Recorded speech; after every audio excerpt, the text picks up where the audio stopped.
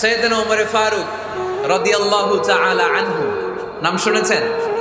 কত নাম্বার খলিফা? সবাই বলেন। 1 নাম্বার খলিফার নাম কি? 2 নাম্বার খলিফার নাম? 3 নাম্বার? 4 নাম্বার? রিদওয়ানুল্লাহি তাআলা আলাইহিম আজমাইন। ওমর ফারুক সাধারণ কোন সাহাবী ছিলেন না। তিনি এমন সাহাবী ছিলেন, বিশ্বনবী সাল্লাল্লাহু আলাইহি ওয়াসাল্লাম বলেছেন, আমার পরে কোনো নবীও নাই, রাসূলও নাই, তবে আমার পরে যদি কেউ নবী হতো, আমার ওমর নবী হয়ে যেত। বিশ্বনবী বলছেন, লা নবিয়্যা বা'দি ওয়ালা রাসূলা, আমার পরে কোনো নবী নাই, রাসূল নাই। লাউ কানা বা'দি নাবিয়্যুন লাকানা উমর, তবে আমার পরে যদি নবী হওয়ার কোয়ালিটি আমার কোন সাহাবীর মধ্যে থেকে থাকে, আমার ওমরের মধ্যে সেই কোয়ালিটি আছে। প্রভু তুমি বলেছো রাসূল দেবে না, বলনি দেবে না ওমর, বলনি দেবে না হামজা তারি, খালি দেবে জয় সমর। প্রভু তুমি বলেছো রাসূল দেবে না, বলনি দেবে না ওমর, বলনি দেবে না হামজা তারি, খালি দিবি জয় সমর। প্রভু তুমি বলেছো রাসূল দেবে না। সুবহানাল্লাহ পড়ে। ওমর ফারুক রাদিয়াল্লাহু তাআলা আনহু দ্বিতীয় খলিফার নাম কি ছিল? সবাই বলেন কি নাম? সাইয়েদনা ওমর ফারুক রাদিয়াল্লাহু তাআলা আনহু। ওনারে মুনাফিকরা খুব ভয় পেত। কারা? মুনাফিক চিনেন তো? ভিতরে এক বাইরে আরেক, তার নাম? সবাই বলেন, ভিতরে এক বাইরে আরেক, তার নাম মুনাফিক। ইউযহিরু খিলাফা মা ইউবতিন, আরবিতে কি বলে? ইউযহিরু খিলাফা মা ইউবতিন, প্রকাশ করে একটা, ভিতরে আরেকটা। ভিতরে এক বাইরে আরেক, তার নাম? সবাই বলেন, ভিতরে এক বাইরে আরেক, তার নাম? আমরা কি মুনাফিক হতে চাই? এরা যখন যে সুবিধাজনক অবস্থানে থাকে তখন তার সাথে থাকে। ডান দিকে যে বলে আপনি ভালো, আমি আপনার দলের লোক। বায়ে যে বলে আরে না এটা খারাপ, আপনি ভালো, আমি আপনার দলের লোক। এরকম আছে না নাই? যখন যে ক্ষমতায় তখন তারে তেল মারে। যেদিকে বৃষ্টি আর তুফান ওইদিকে ছাতা ধরে। আছে না নাই? বাংলাদেশে একটা গান চলছিল কিছুদিন, শুনতাম, মধু হই হই বিষ হাবাইলা। সূরাতুল মুনাফিকুনের তাফসীর বোঝানোর জন্য এটা আমার জন্য খুব সহজ ছিল। মধু হই হই বিষ হাবাইলা। বলে মধু, বলে কি? বাটির মধ্যে নিয়ে আসছে, বলে এটা মধু, বলে কি? আসলে এটা কি? জোরে বলেন। আমরা কি মুনাফিক হতে চাই? না। আমরা কি হতে চাই? মুনাফিকরা হচ্ছে এদিকেও যায় না, আবার ওদিকেও যায় না। মুযাবযাবিন, they all the time long in dilemma, they don't know where to go, they don't know where to proceed, কোন দিকে যাবে জানে না, ডানেও না বায়েও না, নেহি এদার নেহি ওদার, দরমিয়ান মে সাদার বাদার। এরকম আছে না? উপর দিয়ে ফিটফাট, ভিতর দিয়া সদরঘাট। সদরঘাট এখনো ফিটফাট হয় নাই। এই মুনাফিকের অবস্থা হচ্ছে উপরে ফিটফাট, ভিতরে সদরঘাট। আমরা কি মুনাফিক হতে চাই? কি হতে চাই? মুমিন হতে চাই। এই মুনাফিকের দলগুলো মদিনাতুল মুনাওয়ারাতে ওমর ফারুককে খুব ভয় পেত। ওমর ফারুককে দেখলে তারা থারথার করে কাঁপতো। শুধু মুনাফিকরাই নয়, খোদ ইবলিস শয়তানও সাইয়েদনা ওমর ফারুককে দেখলে ভয় পেত। আমরা আমাদের ছেলে মেয়েদেরকে যদি খাবার না খায়, আমরা কি বলি? আম্মু খাবার খাও। কি আসবে? ভূত আসবে, বিড়াল আসবে, বাঘ আসবে। এগুলো গাজীপুরে বলে না বোধহয়। আপনাদের ছোট্ট মেয়েটা যদি রাত্রে খেতে না চায়, আপনারা লোকমা তুলে কি বলেন? এই তাড়াতাড়ি খাও, কি আসবে? ভূত। ভূত আসবে। তো মদিনার সমাজে মদিনার ছোট্ট কচিকাচা সোনার মণিরাও রাতে খেতে চাইতো না। মদিনাতুল মুনাওয়ারার মায়েরা রাত্রিবেলা খাবার নিয়ে বাচ্চাদেরকে বলতো, মা তাড়াতাড়ি খাও, হা হুয়া ইয়াতি ওমর, ওই যে ওমর আসতেছে। ওমর ইসলামের দ্বিতীয় খলিফা। আশাদ্দুহুম ফি আমরিল্লাহি ওমর, আল্লাহর জমিনে আল্লাহর দ্বীন বাস্তবায়নের জন্য সবচেয়ে শক্তিশালী ছিল ওমর। চিল্লায় পড়েন সুবহানাল্লাহ। এই ওমর ফারুক রাদিয়াল্লাহু তাআলা আনহু যে রাস্তা দিয়ে হাঁটতো, শয়তান ওই রাস্তা রেখে দিয়ে অন্য রাস্তা দিয়ে হাঁটতো।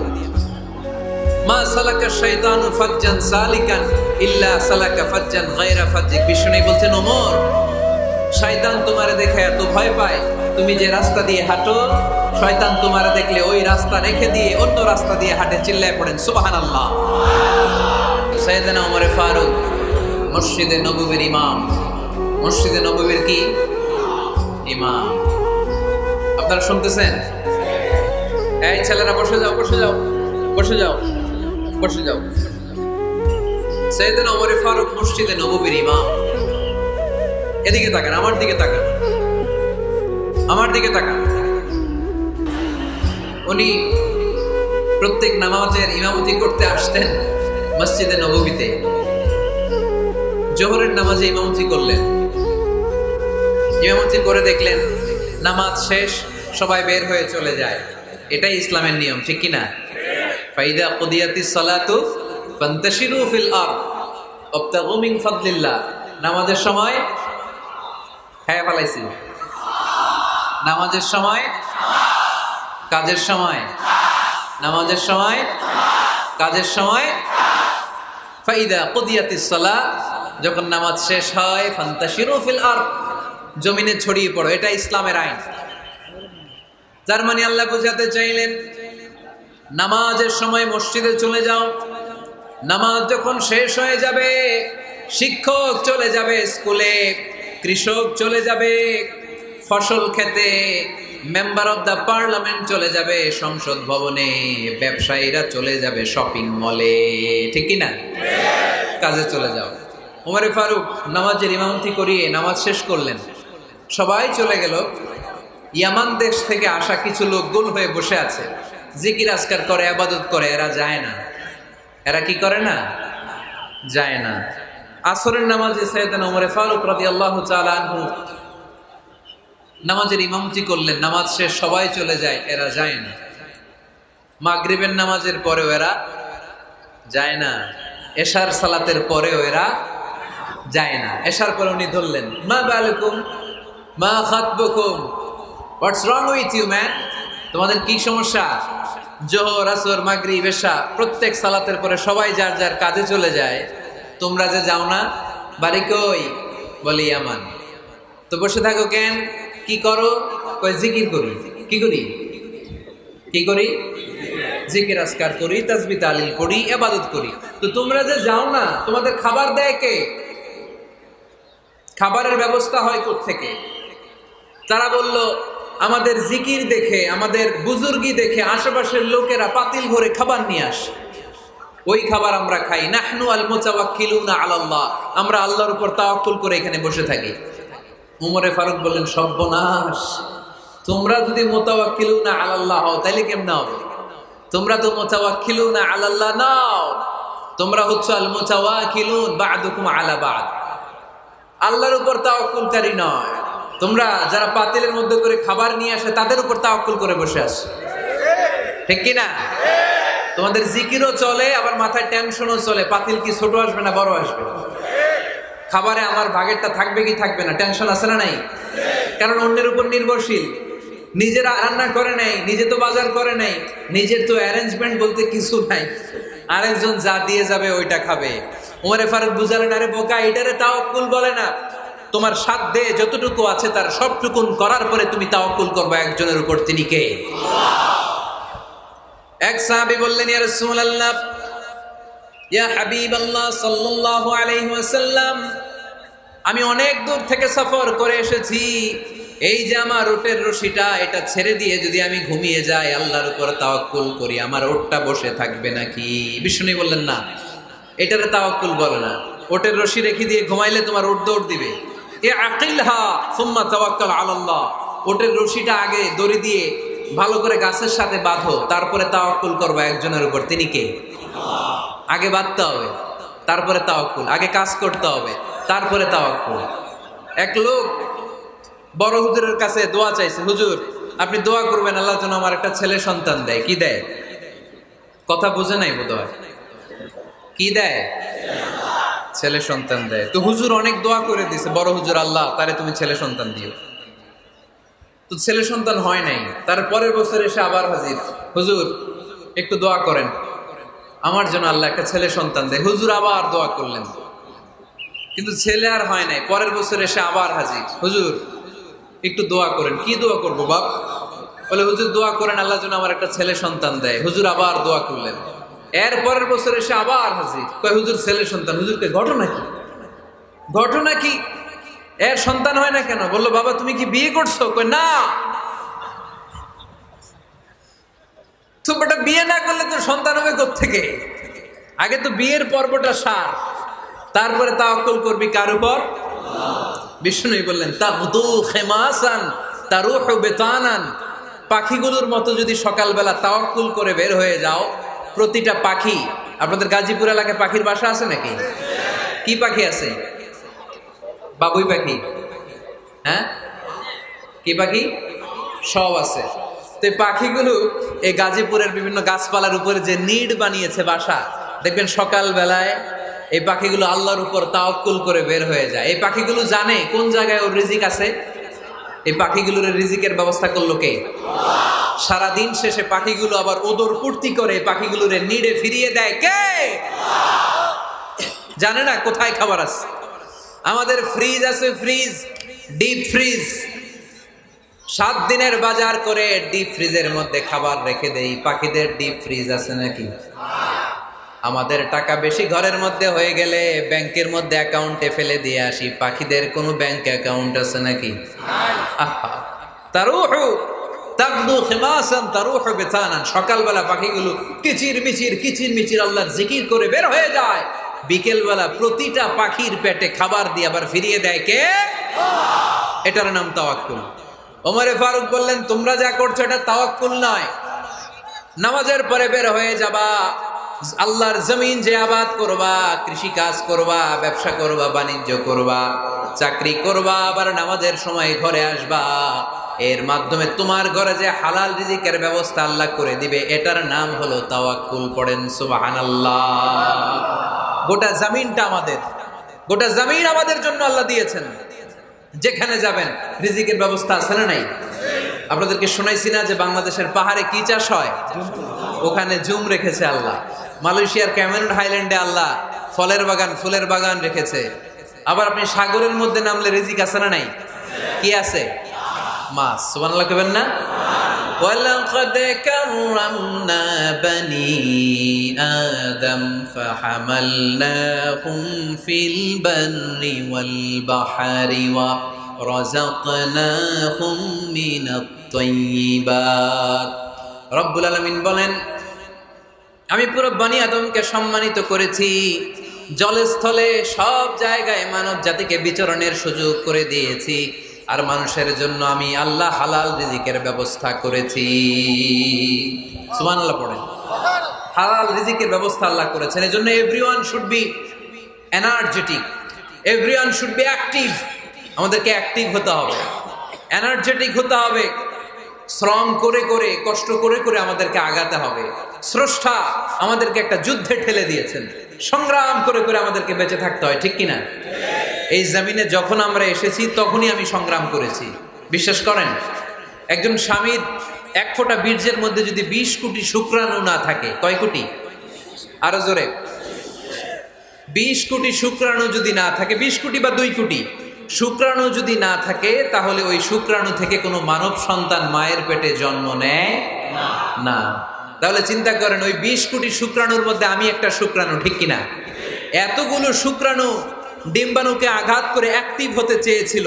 ওই 2 কোটির মধ্যে বাকি সবগুলোরে হারিয়ে চ্যাম্পিয়ন হয়েছিলাম সেদিন মায়ের গর্ভে আমি। চিল্লায় বলো ঠিক কিনা? সেদিন আমার হাত ছিল না, সেদিন আমার পা ছিল না, আমার চোখ ছিল না, আমার রেসপিরেটরি সিস্টেম ছিল না, আমার ব্রেইন সচল ছিল না, আমার মামা ছিল না, আমার দাদা ছিল না, আমার গায়ে শক্তি ছিল না। ওই কঠিন পরীক্ষায় যদি 2 কোটি কম্পিটিটরকে আমি হারিয়ে বিজয় লাভ করতে পারি, এই জমিনের বুকেও আমার কেউ হারাতে পারবে না। চিল্লায় বলো ঠিক কিনা? আমরা এসেছি বিশ্বকে জয় করার জন্য, জয় করার জন্য। আবার যখন মায়ের পেট থেকে বের হই তখন আমাকে সংগ্রাম করে বেরোতে হয়। এইখানে তোমরা আমার ছোট্ট সোনামণিরা সিজারে হইছো কারা কারা? দেখি সিজারে, যে হুজুর আমি সিজারে পৃথিবীতে এসেছি। হাত তোলো, কয়েকজন হাত তুলছে, মাশাআল্লাহ, ঠিক আছে, অসুবিধা নেই, হাত নামাও। এটা একটা প্রাকৃতিক নিয়ম, মায়ের পেট থেকে পৃথিবীতে আমরা এইভাবে আসি। কেউ প্রাকৃতিক পদ্ধতিতে আসি, কেউ সিজারে আসি। যারা সিজারে আসছে তারা এই কষ্টটা সহ্য করে নাই, তাদের অন্য ধরনের স্ট্রাগল পৃথিবীতে আসার পরে। কিন্তু আমরা যারা নর্মাল প্রসেসে এসেছি সেই সময়টার কথা খেয়াল করেন। আমাদের দেহের সাইজ অনেক বড়, আমাদের ওজন অনেক বেশি, কিন্তু আমাদের মায়ের যেই অঙ্গটা দিয়ে আমরা পৃথিবীতে এসেছি ওই জায়গাটা বড় সরু। খুব ছোট্ট একটা জায়গা দিয়ে এই বিশাল দেহ নিয়ে আমাকে সংগ্রাম করে আসতে হয়েছে, ঠিক কিনা? এবং এটা ল্যাবরেটরিক্যালি প্রুভড, সায়েন্টিফিক্যালি অ্যাটাস্টেড যে এটা একজন বাচ্চার জন্য, নবজাতক নিউ বর্ন বেবির জন্য খুবই স্বাস্থ্যকর, খুবই হেলদি। কারণ এই ছোট্ট জায়গাটা দিয়ে, মায়ের ওই ছোট্ট অঙ্গ দিয়ে আমরা যে পৃথিবীতে আসি, আমাদেরকে একটা চাপ সহ্য করতে হয়। ওই চাপের কারণে আমার নাকের ভিতরে, কানের ভিতরে যে ধরনের দূষিত গ্লিসারিন আছে, পদার্থ আছে, এগুলো সব বের হয়ে যায়। আর এই প্রচন্ড চাপটা আমাদের দেহটাকে কর্ম সহিষ্ণু হয়ে গড়ে তুলতে সাহায্য করে। কোন সুবহানাল্লাহ। সেই দিন আমরা স্ট্রাগল করে পৃথিবীর বুকে এসেছিলাম। যেদিন মায়ের পেট থেকে যুদ্ধ করে আমাকে পৃথিবীতে আসতে হয়েছে, ওই দিন আমার কান ছিল? এখনকার মতো কানের শক্তি ছিল? এখন যে হাতে শক্তি, ওই শক্তি ছিল? ওই কঠিন পরিস্থিতিতে যদি আমি সংগ্রাম করে টিকে থাকতে পারি, বর্তমান সময়ে আমাদেরকে কেউ আটকায় রাখতে পারবে না, পারবে না। ইন্নাকা কাদিহুন ইলা রাব্বিকা কাদাহান ফামুলাকি। আল্লাহ বললেন, ও বনি আদম, তোমাকে কষ্ট করতে করতে আমার কাছে আসতে হবে। আবার আল্লাহ বললেন, লাকাদ খালাকনাল ইনসানা ফি কাবাদ। আমি বনি আদমকে, দুনিয়ার সবগুলো মানুষকে কর্মসহিষ্ণু করে তৈরি করেছি। সুবহানাল্লাহ বলেন। কর্মসহিষ্ণু। আমাদের এক একজন মানুষ যে আমরা কতটা কষ্ট আর ধৈর্য সহ্য করতে পারি আপনি কল্পনাও করতে পারবেন না। নর্মাল প্রসেসে আমাদের মা যেদিন আমাদেরকে ডেলিভারি দিয়েছিলেন, তখন আমাদের মা 57 ইউনিট প্লাস। সুস্থ মানুষ ব্যথা সহ্য করতে পারে 45 ইউনিট। কত ইউনিট? কিন্তু আমাদের মা যেদিন আমাদেরকে দুনিয়ার বুকে এনেছিলেন, সেদিন আমার মা, আপনার মা ব্যথা সহ্য করেছিল 57 ইউনিট প্লাস, 57 ইউনিটেরও বেশি। এই ব্যথাটা সাধারণ কোনো ব্যথা নয়। একটা অ্যাক্সিডেন্টে আপনার দেহের 20টা হাড় বা হাড্ডি ভেঙে গেলে যত ব্যথা, তার চেয়েও বেশি ব্যথা আমার মা সহ্য করেছিলেন। আমার মাকে ওই দিন এই ব্যথাগুলো সহ্য করার তৌফিক দিয়েছিলেন কে? তাহলে কি পরিমাণে কষ্ট সহিষ্ণুতার, কর্ম সহিষ্ণুতা নিয়ে যে আমরা জন্মাই, আমাদের কোনো ধারণাই নাই। এজন্য আমি প্রায় বলি, ছেলে মেয়েদেরকে, সন্তানকে ননির পুতুল করে গড়ে তুলবেন না। ছেলে মেয়েদেরকে কষ্ট সহিষ্ণু করে গড়ে তোলেন। প্রতিকূল পরিবেশে কি করে নিজের অস্তিত্ব জানান দিতে হয়, এমন করে আমরা আমাদের মুসলমান সন্তানদেরকে গড়ে তুলবো। চিল্লায় বলেন ঠিক কিনা? লাকাদ খালাকনাল ইনসানা ফি কাবাদ। আমি মানুষকে দুঃখ কষ্টের মধ্যে তৈরি করেছি। আমরা বলছিলাম কাজের সময়, আরো জোরে বলতে হবে, কাজের সময়, নামাজের সময়, আর ভরসা করতে হবে একজনের উপর, তিনি কে? কাজে কোনো লজ্জা আছে? লজ্জা কিসে? অলসতায়। আমরা অলস হতে চাই না। রসুল বাত্তালে দুক্কানু শয়তান, অলস মস্তিষ্ক শয়তানের আড্ডাখানা। আমরা নিজের পায়ে দাঁড়াতে চাই, আমরা স্বাবলম্বী হতে চাই, আমরা সাস্টেইনেবল ডেভেলপমেন্ট গোলের পক্ষে, আমরা মিলেনিয়াম ডেভেলপমেন্ট গোলের পক্ষে, আমরা বাংলাদেশকে উন্নতির শিখরে নিয়ে যাওয়ার পক্ষে। চিল্লায় বলেন ঠিক কিনা? আমরা আগে দুনিয়ার কল্যাণ চাই, এটা ইসলামের নিয়ম। আগে কি আখেরাত চাই না আগে দুনিয়া চাই? জোরে বলেন। আরে দুনিয়াতে ভালো থাকলেই তো আখেরাতে ভালো থাকবেন। এজন্য আল্লাহ আমাদেরকে শিখালেন, পড়ো রব্বানা আতিনা ফিদ দুনিয়া হাসানাহ ওয়া ফিল আখিরাতি হাসানাহ ওয়া কিনা আযাবান নার। আয় আমাদের রব, এই দুনিয়ার বুকে আপনি আমাদেরকে কল্যাণ দেন, আখিরাতের বুকে আপনি আমাদেরকে কল্যাণ দেন, আগুনের শাস্তি থেকে আল্লাহ আপনি আমাদেরকে বাঁচিয়ে দেন। পড়ে না আমিন। তাহলে আগে দুনিয়া, তবে দুনিয়াকে হৃদয়ে স্থান দেয়া যাবে না। দুনিয়াকে বশ করে হাতে নিব, কিন্তু হৃদয়ে থাকবে আখিরাত। জোরে বলতে হবে ঠিক কিনা? নিজ হাতে উপার্জিত সম্পদের চেয়ে শ্রেষ্ঠ কোনো সম্পদ আর হতে পারে না। আমার দিনমজুর ভাইয়েরা, কুলি মজুর ভাইয়েরা, রিক্সাওয়ালা ভাইয়েরা, ফ্যাক্টরি ওয়ার্কার যারা, আপনারা আল্লাহর কাছে অনেক সম্মানিত। আপনাদের উপার্জন হালাল। আপনাদের এক পা এমনি জান্নাতে ঢুকে আছে। এখন শুধু এক পা ঢুকাইলে চলবে? পা কয়টা? আরেকটা ঢুকানোর দরকার আছে না নাই? আপনাদের উপার্জন হালাল। আপনারা 5 ওয়াক্ত সালাত পড়বেন, মানুষের হক নষ্ট করবেন না, আব্বা আম্মার দোয়া নিবেন। দ্বিতীয় পাটাও জান্নাতে ঢুকায় দিবে কে? মা আকালা আহাদুন তুআমান ক্বাত্তু খায়রুম মিন আইয়াকুলা মিন আমালি ইয়াদিহি। নিজের হাতে উপার্জিত সম্পদের চেয়ে, খাবারের চেয়ে শ্রেষ্ঠ সম্পদ আর হতে পারে না। আমার রিকশাওয়ালা ভাই, তার উপার্জন হালাল না হারাম? আমার কুলি মজুর ভাই, উপার্জন হালাল না হারাম? মাথার গাম পায়ে ফেলে ফ্যাক্টরি ওয়ার্কাররা যে বেতনটা পায়, এটা হালাল না হারাম? তাদের দোয়াকে কবুল করে নিবে কে? এজন্য যুবক ভাইরা, never under estimate any job. কোন জবকে, কোন চাকরিকে ছোট করে দেখার সুযোগ নাই। কারণ আমার উপার্জন হালাল হলেই ওই হালাল উপার্জনে বরকত দিবে কে? Whether it's the small or big, you don't care. এটা তোমার কেয়ার করার দরকার নেই। চাকরি পেলেই একটা ঢুকে যাবা, চাকরি পেলেই ঢুকে যাবা। কারণ আমাদের চাকরির বাজার মন্দা। আমাদের বাংলাদেশ, ভারতে কোন একটা চাকরির জন্য চেয়েছে 8 পাস, ওইখানে অ্যাপ্লাই করে ডক্টরেট ডিগ্রি দাঁড়িয়ে আসে না নাই?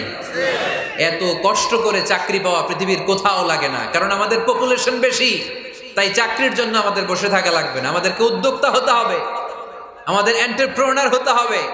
শুরুতে যেটা বলেছিলাম, আমাদের আইডিয়াকে কাজে লাগাতে হবে, ঠিক কিনা? আর যাই করব আমরা ভালোভাবে করব। ভালোভাবে করলে ওই কাজে বরকত দেয় কে? ভালোভাবে করার জন্য আল্লাহ তাআলা সূরাতুল মুলকে আমাদেরকে গাইডলাইন দিয়েছেন। রব্বুল আলামিন বলেন, আল্লাযী খালাকাল মাউতা ওয়াল হায়াতা লিয়াবলুয়াকুম আইয়ুকুম আহসানু আমালা। তিনি এমন সত্তা যিনি তোমাদের তৈরি করেছেন, জীবন আর মৃত্যুকে তৈরি করেছেন এই জিনিসটা পরীক্ষা করবার জন্য। তোমাদের মধ্য থেকে কে ভালোভাবে কাজ করে? সুবহানাল্লাহ। কে বেশি আমল করে, আল্লাহ এটা বলছে নাকি কে ভালো আমল করে? যদি বেশি আমল করার কথা আল্লাহ বলতো, তাহলে এই আয়াতটা হতো লিয়াবলুয়াকুম আইয়ুকুম আকসারু আমালা। কিন্তু আল্লাহ কি এই আয়াতে আকসারু আমালা বলেছে? আলেম যারা আছেন তারা আমার সাথে সাথে বলেন, আল্লাহ কি আকসারু আমালা বলেছে? আল্লাহ কি বলেছে? লিয়াবলুয়াকুম আইয়ুকুম আহসানু আমালা। কে ভালো করে কাজ করে, উইথ প্রফেশনালিজম। আপনি যেটাই করেন না কেন, আপনাকে প্রফেশনালিজমের সাথে করতে হবে, তাহলে ওই কাজে বরকত দিবে কে? ছোট হোক বড় হোক, এটা কোনো সমস্যা? যাই করি না কেন কিভাবে করব? ভালোভাবে। আওয়াজ করে বলেন, কিভাবে করব? যে কোনো কাজ করো না ভাই, যে কোনো কাজ করো, তা যেন হয় সবার চেয়ে সবচেয়ে সুন্দর। যে কোনো কাজ করো না ভাই, যে কোনো কাজ করো, তা যেন হয় সবার চেয়ে সবচেয়ে সুন্দর।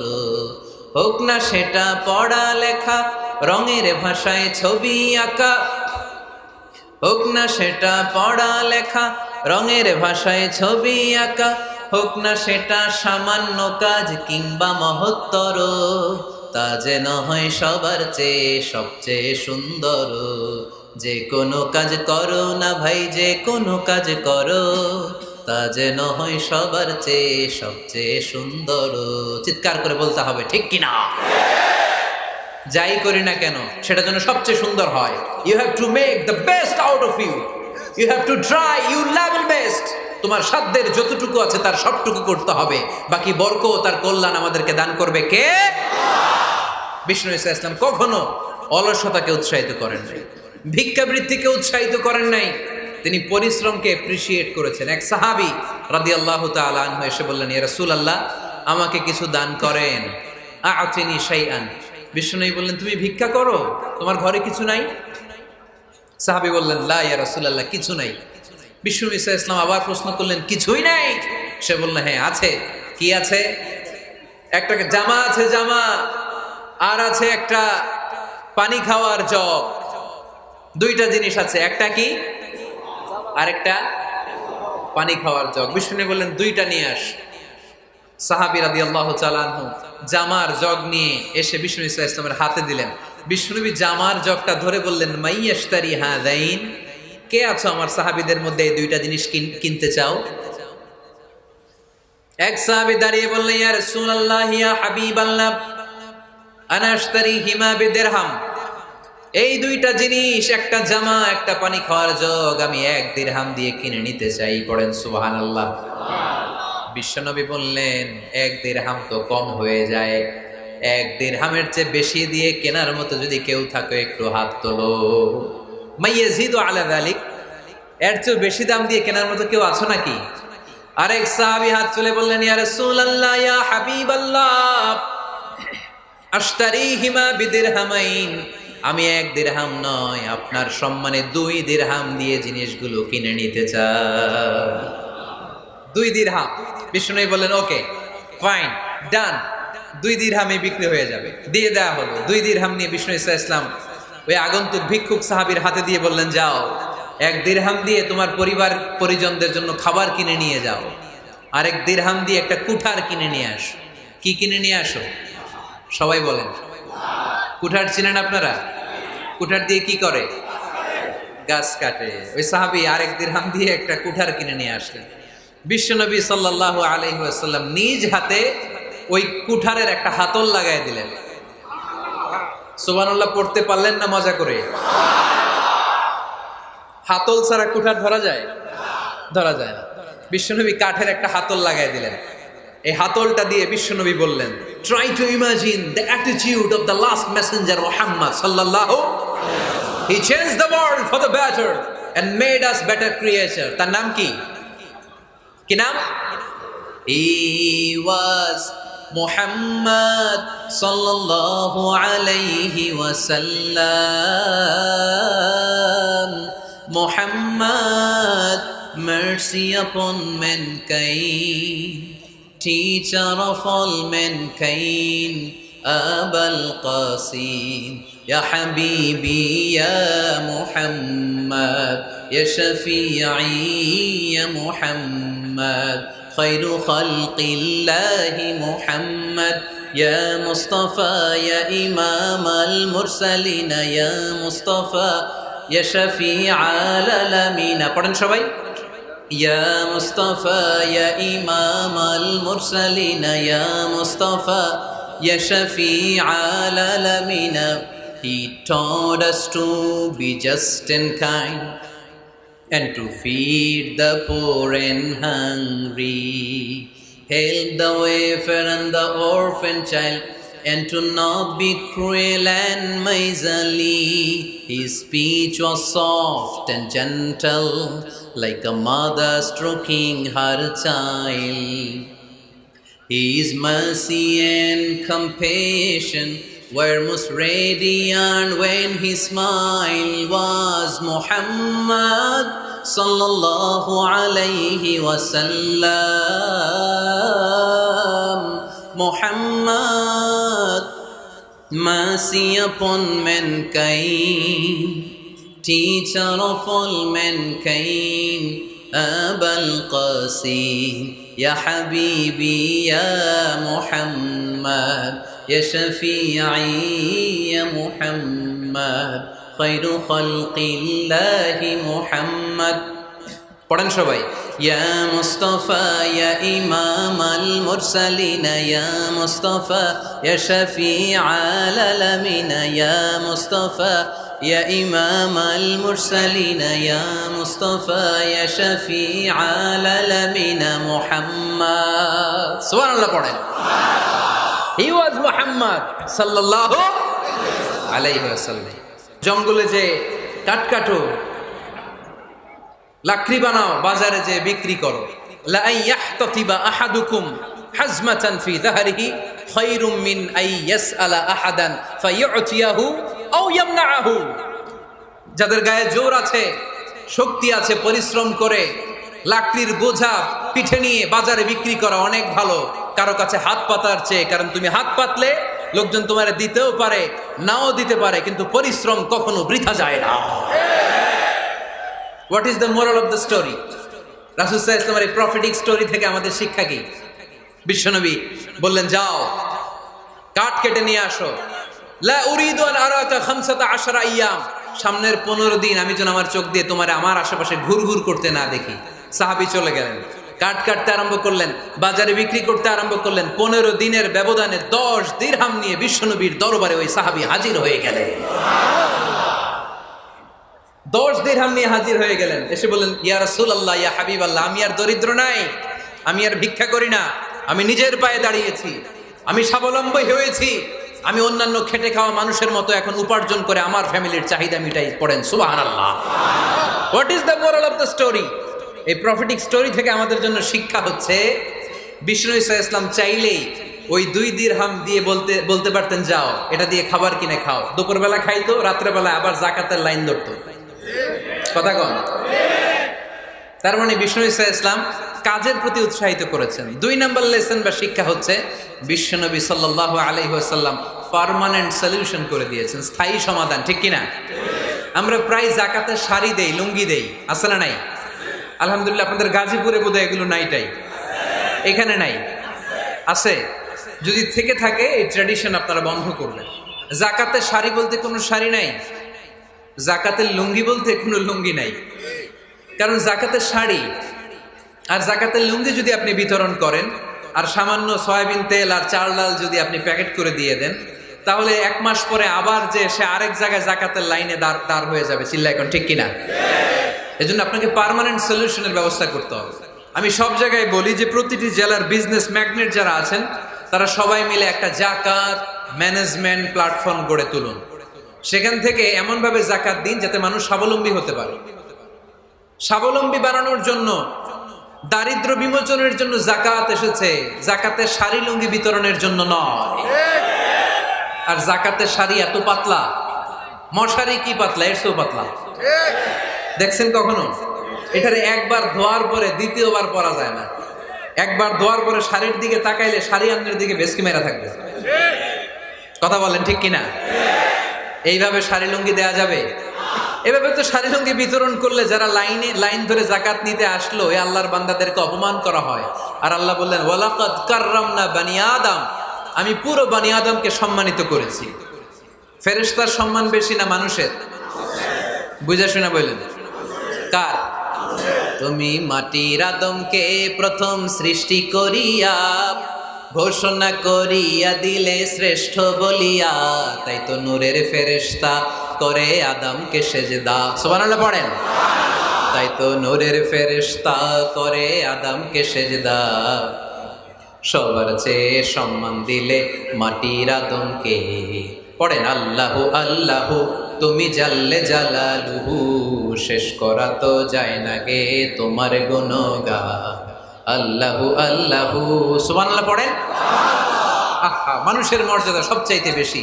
এজন্য জাকাত যারা নিতে আসে তাদেরকে অপমান করা যাবে না। এর কারণ, জাকাত দিয়ে আপনি কোনো করুণা করেননি, বরং ওরা জাকাত নিয়ে আপনাকে এই ফরজ ইবাদত করার সুযোগ করে দিয়ে আপনার প্রতি করুণা করে গিয়েছে। আওয়াজ করে বলেন, ঠিক কি না? অনেকে মনে করে আমি জাকাত দেই, আমি মনে দয়া করছি, আমি মনে হয় করুণা করছি। আচ্ছা, যারা গরিব ওরা যদি জাকাত না নেয়, ওর সমস্যা আছে?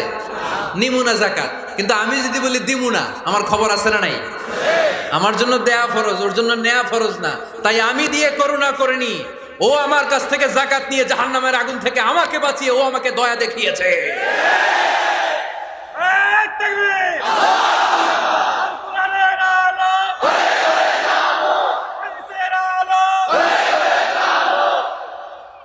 এজন্য জাকাত দারিদ্র বিমোচনের জন্য। কিভাবে জাকাত দিবেন? আপনি জাকাতের টাকা দিয়ে খেয়াল করবেন, একটু ক্রস চেক করে নিতে হবে, ডবল চেক করে নিতে হবে। যেই ফ্যামিলিতে জাকাত দিবেন কর্মক্ষম উপার্জনের মতো করতে পারে এরকম ছেলে আছে কিনা, থাকলে ওর একটা অটো রিক্সা কিনে দেন, সিএনজি কিনে দেন। ওই সিএনজি চালিয়ে ওর ফ্যামিলিটা দিব্যি চলে যাবে, ঠিক কিনা?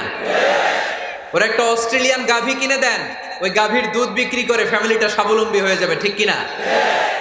লক্ষ্মীপুরে আমি ওয়াজ করলাম, বললো হুজুর আমরা এইভাবে একটা জাকাত ম্যানেজমেন্ট প্ল্যাটফর্ম গড়ে তুলেছি। এখানে আমরা টাকা জমিয়ে আমাদের এলাকার যে সমস্ত ছেলেগুলো কর্মক্ষম, তাদের ঘরে টাকা পয়সা নাই, আমরা জাকাতের টাকা দিয়ে ওদেরকে প্রবাসী বানিয়ে দেই, বিদেশে পাঠিয়ে দেই। ওর কষ্ট অর্জিত সম্পদ দিয়ে ওর ফ্যামিলি এখন দেদারসে চলছে, কোনো জাকাতের লাইনে যে তারা নিজেদেরকে আর অপমান বোধ করছে না। এইভাবে জাকাত দিতে হবে। দিলটার একটু খোলেন, হাতটার একটু খোলেন, তাহলে হৃদয়টারে খুলে দিবে কে? দে যাকাত, দে যাকাত তোরা দে রে যাকাত, দে যাকাত, দে যাকাত তোরা দে রে যাকাত। তোর দিল খুলবে পরে, আগে খুলু খাত। দে যাকাত, দে যাকাত তোরা দে রে যাকাত। পড়েন আমিন। এই যাকাতের মাধ্যমে আমরা আমাদের বাংলাদেশকে স্বাবলম্বী করতে চাই। রাজি আছেন সবাই? সংঘবদ্ধ প্রচেষ্টায় যাকাত আদায় করতে রাজি আছেন? বিশ্বনবী সাল্লাল্লাহু আলাইহি ওয়াসাল্লাম চাইলে এই 2 দিরহাম দিয়ে বিদায় করে দিতে পারতেন, কিন্তু বিশ্বনবী সাল্লাল্লাহু আলাইহি ওয়াসাল্লাম তাকে কাজের প্রতি উৎসাহিত করলেন, পার্মানেন্ট সলিউশন দিলেন। এজন্য অলসতার সাথে ইসলামের কোনো সম্পর্ক আছে? আওয়াজ করে বলেন, অলসতার সাথে সম্পর্ক আছে? অলসতাকে যেন আজকে আমরা কি বলে দিছিলাম? ভুলে গেছি? আরো জোরে। অলসতাকে আজকে আমরা নো বলে দিছি। আমরা কর্মক্ষম। আরে অলস তো হয় মুনাফিকেরা, অলস হয় কারা? ওয়া ইযা কামু ইলাস সালাতি কামু কুসালা ইউরাউনান নাস ওয়া লা ইয়াযকুরুনাল্লাহা ইল্লা কলিলা। সুবহানাল্লাহ পড়েন। মুনাফিকরা যখন নামাজে দাঁড়ায় অলস হয়ে দাঁড়ায়, সোজা হয়ে দাঁড়ায় না। মসজিদে নববীর কাতারগুলোর মধ্যে মুমিনদের সাথে যখন মুনাফিকেরা দাঁড়াতো, অলসের মতো দাঁড়াতো, দেয়ালের মধ্যে হেলান দিয়ে দাঁড়াতো। এরকম আছে না অনেকে অলস? কিন্তু আমরা যারা মুমিন, আমরা নামাজে দাঁড়ালে কি আমাদের হৃদয়ে অলসতা আসে নাকি হৃদয়টা সজীব হয়ে ওঠে? আমাদের হৃদয়কে নামাজে দাঁড়ালে সজীব করে দেয় কে? আল্লাহ। ইয়াকিদুশ শাইতানু আলা কাফিয়াতি রাসি আহাদিকুম ইযা হুয়া নাম। আমরা যখন রাতে ঘুমোতে যাই, শয়তান আমাদের মাথার পিছনে অলসতার 3টা গিট মারে। কি মারে? এই যে রশি দিয়ে এরকম বাঁধে, যে এটাতে গাজীপুরে আপনারা কি বলেন? গিট্টু। হ্যাঁ, গিট্টু। আচ্ছা, তো শয়তান আমরা যখন ঘুমোতে যাই, আমাদের মাথার পেছনে অলসতার 3টা গিট্টু মারে। আমরা যখন ঘুম থেকে উঠে ঘুম থেকে ওঠার দোয়া পড়ে আলহামদুলিল্লাহিল্লাযী আহইয়ানা বা'দা মা আমাতানা ওয়া ইলাইহিন নুশুর, আমরা ঘুমালে 3টা গিট্টু মেরে শয়তান একটা মন্ত্র পড়ে দেয়, আলাইসা লাইলুন তাওয়িলুন ফারকুদ। আরে ঘুমা, অনেক লম্বা রাত। আরে ঘুমা, অনেক লম্বা রাত। আরে আরামসে ঘুম মার, অনেক লম্বা রাত। এই মন্ত্র পড়ে 3টা গিট মারে। আমরা যখন ঘুম থেকে উঠে ঘুমের দোয়া পড়ে ফেলি, একটা গিট্টু খুলে দেয় কে? আল্লাহ। আবার ঘুম থেকে উঠে দোয়া পড়ার পরে ফাইদা তাওয়াদ্দা ইনহাল্লাত উকদা, ওয়াশরুমে ঢুকে ইস্তেনজা করে যখন আমরা ওযু করে ফেলি, অলসতার 2য় গিট্টু খুলে দেয় কে? আল্লাহ। ফাইন সাল্লাত ইনহাল্লাত উকদা, ওযু করার পরে মুসাল্লা বিছিয়ে যখন নামাজের জন্য দাঁড়িয়ে যায়, অলসতার 3 নাম্বার গিট্টুটাও খুলে দেয় কে? আল্লাহ। ফাসবাহা নাশীতান তাইয়িবান নাফস, he become enthusiastic, he become very active, he become very energetic. বিষ্ণু ঈসা ইসলাম বললেন তখন সে এনার্জেটিক হয়ে ওঠে, অ্যাক্টিভ হয়ে ওঠে, সজীব হয়ে ওঠে। তাহলে সালাত আমাদেরকে অলস বানায় না, সালাতে আমরা সজীব হই। সালাতে অলস হয় যারা মুনাফিক, তারা চিল্লায় বলেন ঠিক কি না? এজন্য বিষ্ণু বললেন কাজে লজ্জা নাই, আমি কাজ করে খাই। মা বাসাল্লাহু নাবিয়ান ইল্লা রাআল গানাম। বুখারীর বর্ণনায় বিশ্বনবী বললেন পৃথিবীর বুকে এমন কোন নবী নাই যেই নবীকে দিয়ে আল্লাহ ছাগল চড়ায় নাই। সুবহানাল্লাহ পড়েন। মা বাসাল্লাহু নাবিয়ান ইল্লা রাআল গানাম, ছাগল চড়ায় নাই এমন কোন নবী পৃথিবীতে আসে? সাহাবারা বললেন ইয়া রাসূলুল্লাহ, বলেন কি আপনিও? আপনিও আপনিও ছাগল চড়িয়েছেন? বিষ্ণু বললেন না, না আমিও। ওয়া ইন্নী কুনতু আরআহা আলা কারারিতি আহলি মক্কা, আমি তো অল্প কিছু পারিশ্রমিকের বিনিময়ে মক্কা শহরের লোকদের ছাগলগুলো চড়িয়ে দিতাম। সুবহানাল্লাহ বলতে অনেক কষ্ট হয়েছে। বিশ্বনবী ছাগল চড়িয়ে খেতেন। কি নবী ছিল আমার! আহা, এত সুন্দর মানুষ, এত পরিচ্ছন্ন মানুষ, ছাগল চড়াতেন। অহংকার করতেন না, বিশ্বনবীর অহংকার ছিল না। সুবহানাল্লাহ পড়েন। শুধু কি বিশ্বনবী, সব নবীকে দিয়ে আল্লাহ ছাগল চড়িয়েছেন। কারণ ছাগল হচ্ছে খুব টেরা একটা প্রাণী, তাই না? ছাগল এত টেরা, ছাগলের গলার রশি ধরে যদি আপনি ডানে টান দেন, এটা কোন দিকে যাবে? বায়ে টান দিলে, সামনে টানলে, পিছনে টানলে পারা যায় কিছু? ভাবলেন সারা সপ্তাহ ব্যস্ত থাকে, আজকে আমার ছুটি, আমিও গোসল করি, এটারও গোসল করে। রশি ধরে আপনি পুকুরে নামাবেন, এটা ওর বাপের কিরা এমনি দাঁড়াবে, ঠিক কিনা? ওরা টেনে নামানো যায় না, কারণ ওর নাম কি? কথা কয় না। এজন্য আমরা বলি পাগলে কিনা কয়, ছাগলে কিনা খায়। ও বুঝে না তো, ওর ভালো চাইলে ও বুঝতে চায় না। আল্লাহ বুঝাতে চাইলেন, নবীরা ছাগল চড়াও, সবচেয়ে টেরা প্রাণী। ছাগল চড়ায় তোমাদেরকে ট্রেনিং পিরিয়ড শেষ করছি, কারণ এরপরেও ছাগলের চেয়ে আরেকটা টেরা প্রাণী আছে, মানব জাতি, এদেরকে চড়াইতে হবে। যদিও মানুষ আশরাফুল মাখলুকাত, কিন্তু মানুষের মধ্যে ছাগলের চেয়ে টেরা কিছু আছে না নাই? উলাইকা কাল আনআম বাল হুম আদাল, এরা ছাগল নয়, এগুলো ছাগলের চেয়েও নিকৃষ্ট। চিল্লায় বলেন ঠিক কিনা? আওয়াজ তুলে পড়েন লিল্লাহে তাকবীর, লিল্লাহে তাকবীর, লিল্লাহে তাকবীর। সাইয়েদনা মুসা আলাইহিস সালাম চাষ করেছেন, দাউদ আলাইহিস সালাম নিজ হাতে বর্ম বানিয়েছেন, ছুরি বানিয়েছেন। আওয়াজ করে পড়েন সুবহানাল্লাহ। তাহলে কাজে কোনো লজ্জা আছে? লজ্জা কিসে? আর আজকের মাহফিল থেকে অলসতাকে আমরা কি বলে দিয়েছি? কাজের সময়, নামাজের সময় কাজে কোনো লজ্জা নেই। বিষ্ণু ইসলাম কাজ করে খেতে বলেছেন। প্রিয় ভাইয়েরা, বেশিরভাগই এখানে ফ্যাক্টরি ওয়ার্কার। আপনারা হাত তুলে আমাকে জানান দিয়েছেন শুরুতে, কর্মজীবী মানুষদেরকে বিশ্বনবী এত ভালোবাসতেন, মেহনতি মানুষদেরকে এত পছন্দ করতেন। বিদায় হজের ভাষণেও বাদ যায়নি মেহনতি মানুষদের কথা। তিনি বলেছেন, খবরদার খারাপ আচরণ করবে না, নিজেরা যা খাবে তাদেরও তা খাওয়াবে, নিজেরা যা পড়বে তাদেরকেও তা পড়াবে।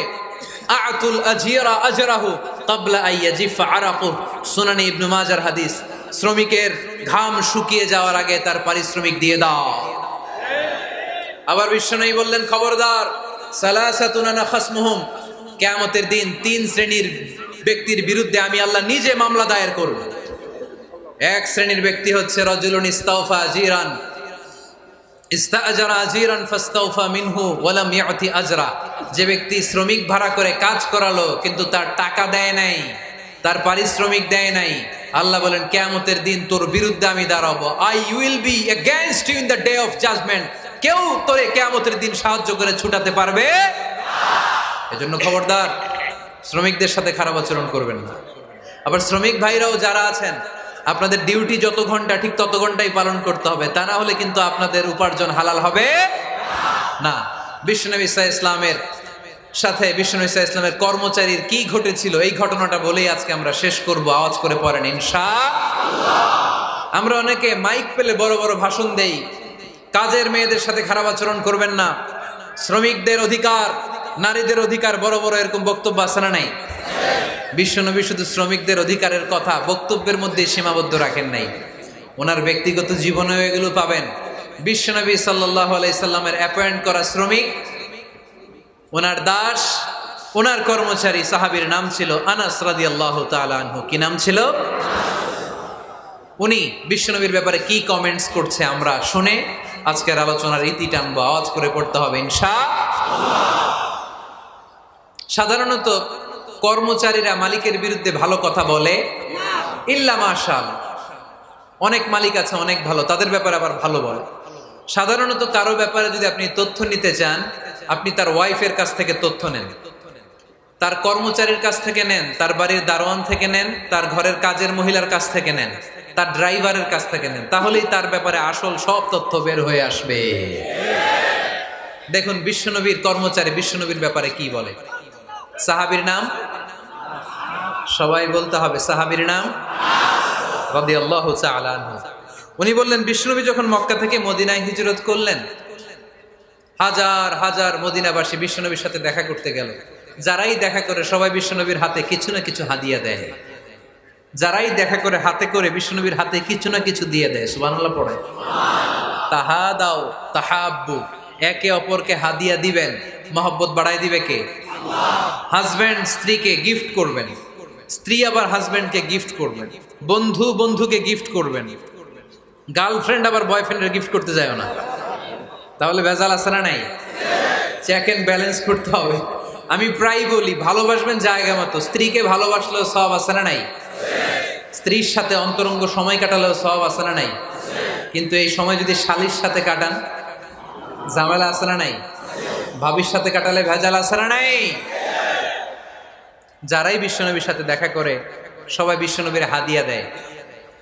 সাইয়েদনা আনাস রাদিয়াল্লাহু তাআলা আনহু বর্ণনা করেন, আমার আম্মা যেন দেখা করতে আসলেন আমাকে নিয়ে, আমি ছোট্ট আনাস। আমার আম্মা জান দেখলেন, লাম ইউবকি রাজুলুন ওয়ালা ইমরাআতুন মিনাল আনসার ইল্লা আতহাফাকা বিতুহফাতিন ইয়া রাসূলুল্লাহ। আমার আম্মা এসে বলে, ও রাসূলুল্লাহ, মদিনার যারাই আপনার সাথে দেখা করতে আসলো সবাই এসে আপনারে হাদিয়া দেয়। ওয়া ইন্নী লা আকদিরু আলা মা উতহিফুকা বিহি। ও নবী, আমার তেমন কোনো সাধ্য নাই যে আমি আপনারে হাদিয়া দেব, আমার কাছে কোনো টাকা পয়সা নাই। ছোট্ট ছেলে আনাসরে নিয়ে এসে বলল, ইয়া রাসূলুল্লাহ, মদিনার সব লোকের আপনার সাথে দেখা করে আর হাদিয়া দেয়, আমি গরিব মানুষ, আমি আপনারে কি হাদিয়া দেব গো নবী? আমার তো হাদিয়া দেওয়ার মতো কিচ্ছু নাই। ইল্লা ইবনি হাদা, আমার নাড়ছেরা ধন, আমার কলিজার টুকরা সন্তান এই আনাস ছাড়া আমি আমার কলিজার টুকরা সন্তান আনাস রে আপনারে হাদিয়া দিয়ে দিলাম। খুদ হাদা ইয়া রাসূলুল্লাহ, আমার সন্তান আনাসকে আপনি নেন। ইয়াখদুমুক মা বাদালাক, সে যদ্দুর পারে আপনারে খেদমত করবে। সাইয়েদনা আনাস বলেন, সেদিন থেকে আমি বিশ্বনবীর খাদেম। কি আর খেদমত করব, নবীর মেসওয়াক এনে দেই, জামা এনে দেই। 10 বছর খেদমত করার পরে বিশ্বনবীর খাদেমের মুখে শুনুন বিশ্বনবী কেমন আচরণ করতেন সাইয়েদনা আনাস রাদিয়াল্লাহু তাআলা আনহুর সাথে। সাইয়েদনা আনাস বলেন, খাদিমতু রাসূলুল্লাহি 10 সিনিন, 10টি বছর আমি আমার বিশ্বনবীর পেয়ারা নবীর খেদমত করলাম। ফামা দারাবানি, একদিনের জন্য বিশ্বনবী আমার গায়ে হাত তোলে নাই, পড়েন সুবহানাল্লাহ। ওমা সাব্বানি, একদিনের জন্য আমার গালি দেয় নাই, বকা দেয় নাই। ওমা আবাসা ফি ওয়াজহি, একদিনের জন্য বিশ্বনবী বিরক্তির চেহারা নিয়ে আমার দিকে তাকায় নাই, ভ্রু কুচকে এরকম আমার দিকে তাকায় নাই। আমরা রেগে গেলে, বিরক্ত হলে কি করি? আমাদের ভ্রুগুলো কুচকে যায়। আনাস রাদিয়াল্লাহু তাআলা আনহু বললেন, একদিনের জন্য আমার পিট্টি দেয়া তো দূরের কথা, আমাকে পিটানি দেয়া তো দূরের কথা, আমাকে মারে নাই, আমাকে গালি দেয় নাই, কোনোদিন আমার দিকে বিরক্তির সাথে তাকায় নাই। ওয়ালা ক্বালা লি লিমা সানাআতা ওয়ালা লিমা লা সানাআতা, কোনোদিন এও বলে নাই, আনাস এটা কেন করলা, ওইটা কেন করো নাই। চিৎকার করে পড়েন সুবহানাল্লাহ। এজন্য বিশ্ব নবীর মতো আমাদেরকে আমাদের শ্রমিকদের সাথে, অধীনস্থ কর্মচারীদের সাথে আচরণ করতে হবে। রাজি আছি তো সবাই? এন্তেকালের আগে বিশ্বনবী সাল্লাল্লাহু আলাইহি সাল্লাম 2টা কথা বললেন। কয়টা? 1 নম্বরে বিষ্ণু ঈসা ইসলাম বললেন, আসসালাত আসসালাত, নামাজ নামাজ, উম্মতেরা নামাজ, নামাজ ছেড়ে দিও না। 2 নম্বরে বিষ্ণুই বললেন, ওয়ামা মালাকাত আইমানুকুম, খবরদার অধীনস্থ কর্মচারীদের সাথে খারাপ আচরণ করো না। আমরা খুব দুঃখের সাথে লক্ষ্য করেছি, পত্রপত্রিকায় এসেছে, মানবাধিকার কর্মী, নারী আন্দোলনের কর্মী মাইক পেলে বড় বড় ভাষণ দেয়, আপনারা কর্মীদের সাথে ভালো আচরণ করবেন, কাজের মেয়েদের সাথে ভালো আচরণ করবেন, কিন্তু ওদের বাড়িতে এই কাজের মেয়েরা নির্যাতিত হয়, চিল্লায় বলেন ঠিক কি না? আহা, পত্রিকার রিপোর্ট দেখে অবাক লাগে। খুন্তি দিয়ে চুলায় লোহা গরম করে পিঠে শেক মেরেছে, এরকম আছে না নাই? বিশ্বনবী সাল্লাল্লাহু আলাইহি সাল্লাম বলেছেন, খবরদার কিয়ামতের দিন তাদের বিরুদ্ধে আল্লাহ মামলা দায়ের করবে। আমরা যেন কখনো আমাদের অধীনস্থ কর্মচারীদের সাথে খারাপ আচরণ না করি। আল্লাহ তুমি তৌফিক দাও, আমরা পড়ি আমিন। এজন্য শ্রমিক মালিকের সম্পর্ক হচ্ছে চেক এন্ড ব্যালেন্সের সম্পর্ক। যারা শ্রমিক তাদের দায়িত্ব হচ্ছে মালিকের যে হক সেটা আদায় করা, যত ঘন্টা তার সাথে চুক্তি হয়েছে তার পুরোটা আদায় করা। আর মালিকের উচিত অধীনস্থ কর্মচারীদের সাথে ভালো আচরণ করা। আমরা যেন এই চেক এন্ড ব্যালেন্স করতে পারি, আল্লাহ তুমি তৌফিক দাও। যে আয়াত দিয়ে শুরু করেছি ওই আয়াত দিয়ে শেষ করব। আল্লাহ বলেছেন, ফাইদা কুদিয়াতিস সালাতু ফান্তাশিরু ফিল আরদ, যখন নামাজ শেষ হয়ে যায় জমিনে ছড়িয়ে পড়ো, রিজিক তালাশ করো। আবার নামাজের সময় হলে মসজিদে চলে আসো। তার মানে কাজের সময়, আওয়াজটা ছোট হয়ে গেল, চিল্লায় বলতে হবে, কাজের সময়, নামাজের সময়। পরিশ্রমে কোনো লজ্জা নেই, লজ্জা হলো আর অলসতাকে আজকের মাহফিল থেকে আমরা সবাই কি বলে দিলাম? মনে থাকবে সবার?